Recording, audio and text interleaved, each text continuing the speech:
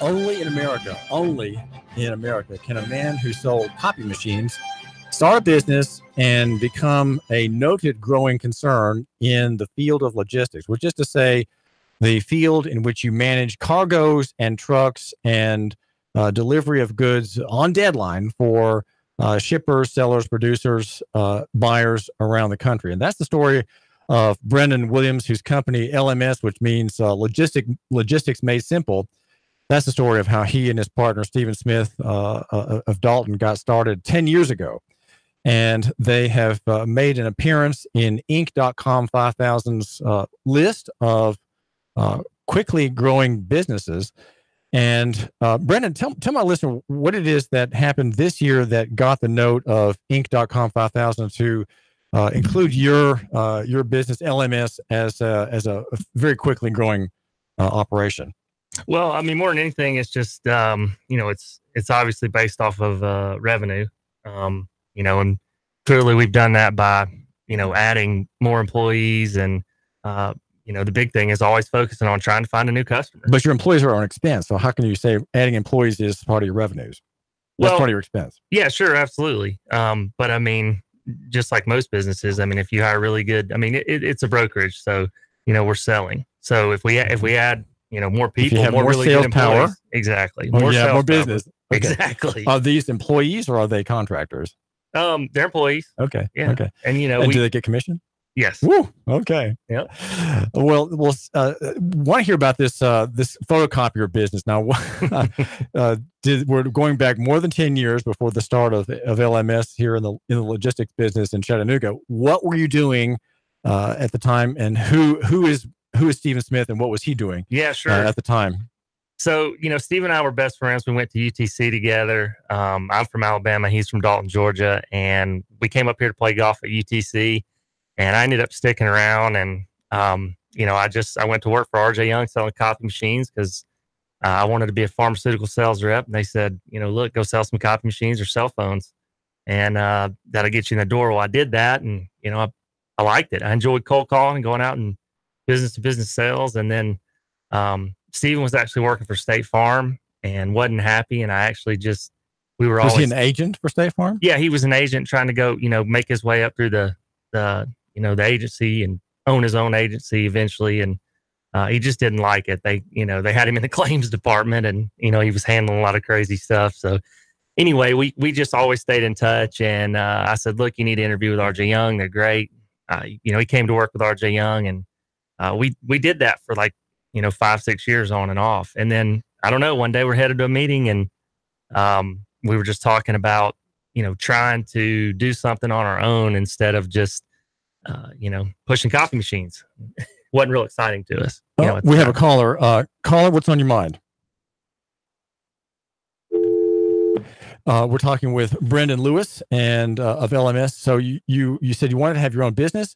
And how is it that you settled on, as it were out of the blue, the logistics brokerage business? How did you come to that? Yes, we knew a guy in Atlanta that worked in the same building with a guy who had a freight brokerage, and that kind of steered us down that path in the beginning. But once we got headed down that path, we realized we knew a lot of people in the industry. I mean, Chattanooga is a big, logistics hub. I mean, I don't think a lot of people realize that. I mean, you got so many companies here. You got Covenant, US Express. I mean, those are major shippers. Yeah, major transportation and companies. So much goes, right through here. I mean, whether it's going to Atlanta or Birmingham or Nashville or not. Even if it's not with those companies, a lot comes through here because of our central location in Chattanooga.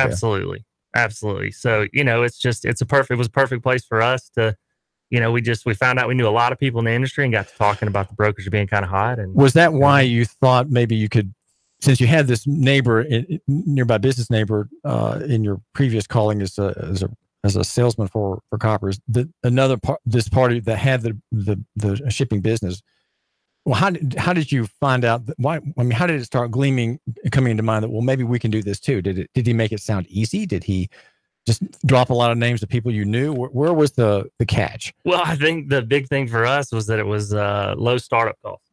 Low overhead. And I mean, essentially all you really needed was a bond and then a copy machine and be able to fax and email. And couple computers, couple phones, and that was attractive to us. And we figured from there, we would just cold call as much as we possibly could and try to get as much business as possible. Are you making a cold call? Let's say one of your salesmen today is making a cold call. What is in the cold call? How does he determine whom to call? What's the pitch? Yeah, I mean, and we encourage them not to pitch. We just tell them to be themselves, and that's why, in my opinion, we set ourselves apart from other companies because we're not salesy. We don't have a product to sit in front of them. We're a service-based company. So we tell them to be themselves. And then we tell them, look, it's not about logistics made simple. It's about you. They're buying from you. They're working with you. Not so your best saleswoman, how does she come across? How does she get business for LMS? What is her method? Well, what is her offer? Well, first you got to make a lot of cold calls. You get on the phone, pound the phone, and then when you find people that need stuff, Are these grocery businesses? Are these Caterpillar salesmen? Who uses your services? Yeah, I mean, we ship everything from large pieces of equipment down to computer parts. I mean, so it's all over the map. I mean, essentially, your sales crew, Brendan, is calling other businesses. Correct. Really, do they have to be manufacturers? Do they have to be producers of some kind? Yeah, they don't. I mean, we really just, we align ourselves with companies who need to ship their product from point A to point B by virtually any mode of transportation. This is David Toulis, and we're talking with Brendan Wilson of LMS, which is Logistics Made Simple. And the number to call is 800-8949. That's 800-8949. If you have a question on that or really any other topic, we're glad to hear from you. Now, we have in Chattanooga, we mentioned Covenant and what's the name of the U.S. Express, the big businesses with hundreds of employees, and both of them face one grave problem, and that is that there are not enough people willing to work as drivers and operators of these large rigs for pay as employees. Why is there a shortage that is affecting them, and how is it affecting you? Sure. Well, the number one, the average age of a driver is 57 years old. And so you got a lot of drivers that are retiring, and there's really not a backfill because this younger generation, they don't think they want to be truck drivers. And it's crazy because you can make a good living doing it. And I mean, in fact, everybody's having to pay more money. And, so there's plenty of equipment out there. It's just, they don't have enough drivers to put in the trucks, and how it affects us is that, everybody is looking for another resource. So there's no better time for us to be calling and asking people if they need, a service and some help, because they're willing to give us a shot, because I mean, we do a good job lining them up with a vetted carrier. Do you have drivers yourself at your company, or do you have trucks and drivers yourself? We don't. We have 3 trucks, but we use them for training. And that's here locally, but we don't put them over the road. So we're non-asset based. Okay. So you're a non-asset based logistics company. That's a fair description of LMS. And there we go. And now what, there are different kinds of problems people have. What if you have my listener has, let's say he has 5 cubic feet of goods to ship on 4 pallets. Mm-hmm. Okay. Does he have to find someone who has small trucks only to get that load shipped, or does he just call you? And what do you do if he has a kind of a small load that wouldn't fill a semi-tractor trailer? Sure. How does that work? Well, the great part about us, like I said, I mean, we use all modes of transportation. I mean, being non-asset based, we have thousands of carriers in our network. So we're going to look 2 ways. We're going to say, hey, first let's look at a partial carrier, maybe see if they could do it. But we're also going to look at LTL. And we have a huge LTL department that's growing extremely fast. LTL means again, less than truckload. Less than truckload. Yep. Okay. And so that department's really growing strong. We got a database that runs all of our carriers in there, and we're already partnered up with them, and we have really good rates. So people will call us and, hey, look, if it's 1 pallet, 2 pallets, we're going to try to get a LTL rate and maybe a partial rate too, and then give an option to the, customer. And let them choose. What is the difference between those 2 rates? What's a partial rate versus an LTL? Yeah, Great. so LTL, all your common carriers, I mean, they're basically looking for multiple customers, and they're going out and getting all of their freight. And it may be a pallet here, 2 pallets over here, 4 pallets over here, say in Dalton, Georgia. And they're going to take those, all those pallets over to a distribution center. And then from there, they're going to spit those out to where they need to go. Okay. My listeners just getting confused, Brendan Wilson. Okay. So let's say in Rossville, there's someone who has 2 pallets. Let's say in Saudi Daisy, there's a manufacturer over at the business park that has 3 pallets.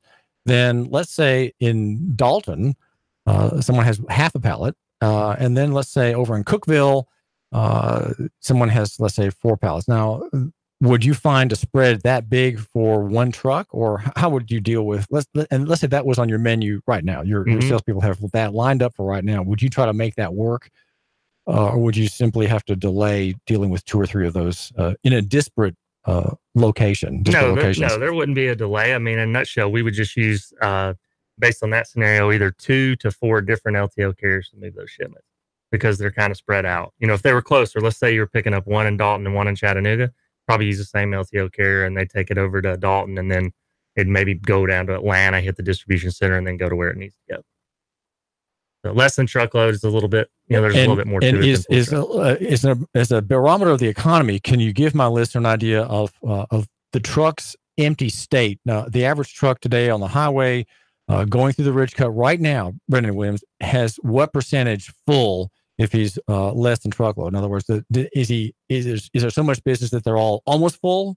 Or is the business really slow and they have 40% empty? No, it's everybody is full right now. The LTL trucks are full, and the full truckload carriers they're basically getting whatever freight they want, and they're kind of demanding the rates that they want right now. They are, there's such a shortage on the driver side that the carriers are able to demand the rates that they want. So what you're seeing is that everybody's paying a little bit more money for pretty much everything, all the commodities. Well, okay, I know you don't have drivers really and operators, but give my listener an idea of what kind of pay is involved in that line of work, because he knows people who might be good candidates for truck driver or operator, commercial user of the road, hireling to bring cargo. What kind of work is involved? What kind of pay is involved? What are the hours? How long would this potential employee be away from home every week? Sure. Give a sketch of what that job is like. Well, I mean, if you're an owner operator, which means, you own your own truck. So you could potentially be, getting up early, getting to wherever you need to pick up your freight. Let's say it's Chattanooga, and then maybe you have to be over in Chicago by, Friday or Monday, just depending on what the situation is. You're going to be up early. You're going to be on the road all day. I mean, you're really only going to stop when you need fuel or rest. And then obviously by the ELD, the legal hours, you got to run. What does that mean? ELD means what? Yeah, it's the hours of operation. So it's 10 on, 10 off. 10 on and 10 off, and you can't vary from that. You can't have 11 on and 9 off, or correct. 9 off and 11 on. Yeah. You can't. Is that so? That's strict. That's the federal rule. Yes. And why does the federal electronically? It's in their trucks, and the companies have to keep a log of it. They used to be able to just keep up with it manually and write it down. So the federal, tell me now, federal law. We have a federal transportation law that controls Tennessee. Is that right? I don't. This is a federal system of time management. Yeah, I mean, you got the FMCSA that's going to be in charge of all that. I mean, what is that group? The Federal Motor Carriers Association. Okay. So that's the federal regulator, and state law. So state law on regulating the transportation business and federal law are in sync. Yes. Okay. We're talking with Brendan Wilson. If you have a call or question about really anything, maybe a question about the calling of truck driver or truck operator, maybe you can give a ring. The number is 800-8949, 800-8949. And the name is David Toulis. We are arguing for near over far, small over big, and simple than complex, personal better than corporate in the footnotes, and physical than abstract. To argue that you should love your neighbor and buy local, and be prejudiced for the local analysis, right? The local player, and we're thinking small, trying to be big by doing that. Now, Brendan, there are competitors in your field. Coyote was a big buyer of Access. I think it was Access America, which was locally founded by Barry Large and some partners. They sold, and then Coyote sold to UPS. So that's in the same field as you. Then there's Tranco. I think I've interviewed at least one of the people from Tranco. Trident is another one, also mentioned in the Inc.com 5,000 list of small, very very quickly growing small businesses. How does in your field, how do you stand out from your competitors? They're all looking for customers too. They've got people making cold calls also, and using their personal connections also. How do you stand out to gain the business? Well, it's 100% our employees. I mean, we try to treat people like we would want to be treated. And you know what? We're transparent. We're open and honest with them. And I mean, that's our big thing. I mean, without having a product to sell to somebody and it's service based, I mean, you want them to have communication. You want to be quick. You want to respond quickly. And I mean, you want to just take care of them. And you want, you have to earn trust. You get one opportunity to move a truckload or an LTL shipment for somebody. And I mean, if you do it the right way, they'll typically come back. So we retain our customers by doing that. It's our employees. I mean, it's a lot easier to keep a customer than to get one. Nah, in most cases. Is that right? Yeah. The number is 800-8949, 800-8949. And Brendan Wilson and his company organize shipments of goods all around the country, and have a lot of competition. And they've been given note in the Inc.com 5,000 list of rapidly growing small shops. There are several in Chattanooga. Chloe Morrison has a good story at Chattanooga.com today if you want to look there for some of the others, including mentioning Trident Transport, which is a third-party logistics company that the story says generated $11.7 million in, I'm not sure if that's revenues or probably just revenues. And how is LMS done? The story doesn't mention dollar figures. Sure, we did just shy of 27 million last year, and we're on pace to do somewhere between 40 and 50 this year. That's terrific. So this is David Toulis, and we're glad you're tuning into our program. What else do you want to mention, Brendan, about the industry? Is you have your business here. You have employees who live obviously in the, well, that's not obvious, but I take it that they live in the area. Sure, they do. Come, yeah. Do they come to a central location, or do they do things remotely? Yeah, so we have a branch here in Chattanooga and then a branch in Birmingham. And for the most part, they live fairly close to the office. I think the farthest away they come from is maybe have one or two guys that come from Cleveland coming to this branch. How would you rate the economy of Chattanooga?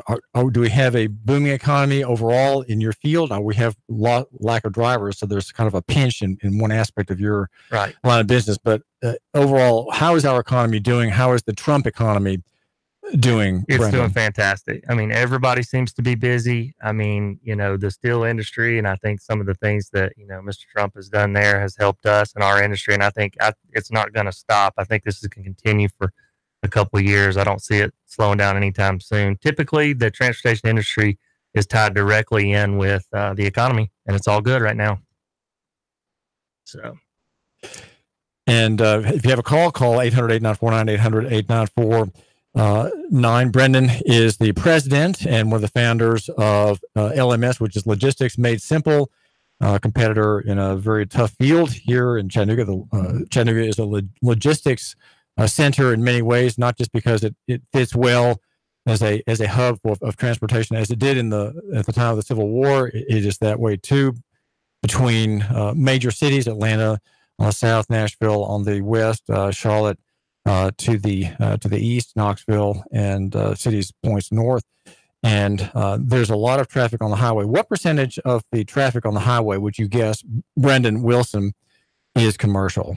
What percent would be private? That would I'm going to say here in Chattanooga, like I was saying earlier, there's a lot moving, right through here. Obviously, you guys experienced the ridge cut. I'd tell you it's 70% is, I mean, you see how many trucks are lined up on that ridge cut every day. I mean, we all feel the pain from that. And I think it's what I was saying earlier. You've got everything so close by: Atlanta, Nashville, Knoxville, Birmingham, Huntsville. I mean, all these places are shipping freight, and I think a lot of it's coming, right through here. So, I mean, Chattanooga is a terrific place to live. 70% of vehicles on the road you're suggesting are commercial vehicles. I mean, that's my guess. Don't hold me to it. I'd say it's a little high, but it's good to hear your suggestion of that. That's what it feels like when you're on the ridge. Let's say that. Yeah, and going up behind lumbering trucks with their flashers, they turn their flashers on about halfway up when they realize they can't go any faster. Well, this is David Toulis and Brendan Wilson. We do thank you for joining us. Oh, thank you. I appreciate it. It's an honor, and thanks for having me. Well, thank you. And if you have a question, you have a minute left or so to call David Toulis. And I argue that you should love your neighbor and buy local. And we have been looking at this question of transportation regarding the other side. We have Brendan talking about the commercial use of the road. And notice the following, that the commercial use of the road is regulable and taxable because people are making a profit on it, and they're right to make a profit. Prosperity comes from trucking, no doubt, and all kinds of shipping, but trucking especially here in this country. It's a very profitable field to be in, and yet those rules that apply to drivers and operators are applied also to hip-hop artists such as Cameron Williams, and he is stuck with a revoked license, and I would suggest he has the right to travel on his own independently, but how and avoid arrest. David Toulis. 3, 2, 1. Chattanooga Radio. Digital FM 95.3 HD4. 92.7 FM's news now. The TBI is on the hunt after a non-custodial mother reportedly ran off with her daughter. 12-year-old Briella Reese Bowling is missing from her Smithville, Tennessee home. Police believe Wendy Hancock is the woman who took her. The TBI is on the lookout for a 2018 silver Chevy Equinox, tag number BMK994. If you know where they are, contact authorities. There's a new emergency management director in town. Chris Adams, former fire chief, was named to head the agency. County Mayor Coppinger said in part, "I watched his development as a leader and knew he would be a terrific addition to our emergency management team when he became available." And 2 cars went up in smoke on Highway 58. Reports say the 2 vehicles were completely consumed. Photos from the scene show thick black smoke billowing from the windows of the fire. Fire investigators working to figure out what happened. Val St. John for Nooga Radio, News Talk 92.7, Action News Now. Sam Jordan, News Talk 92.7, Action Sports Now. Baylor Swim Club and Baylor school head coach Dan Flack will lead the USA men's national junior team at the Junior Pan Pacific Championships that will go on